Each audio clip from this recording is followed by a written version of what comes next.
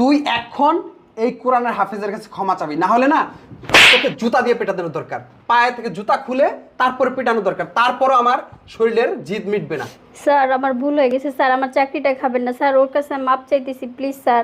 দেখো ভাই আমার ভুল হয়ে গেছে, প্লিজ তুমি আমাকে মাফ করে দাও। দেখো ছোট ভাই প্লিজ তুমি আমাকে মাফ করে না দাও। আপু সমস্যা নাই।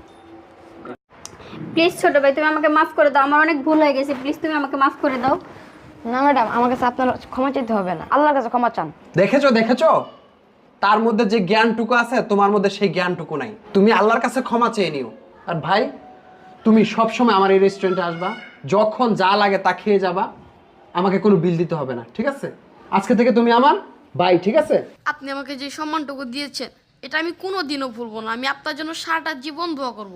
ঠিক আছে ভাই, তুমি যাও, তুমি লেখাপড়া করো, একজন বড় আলেম হও, তোমার জন্য দোয়া রইল। এই আপনারা নেক্সট টাইম কোনো অসহায় গরিব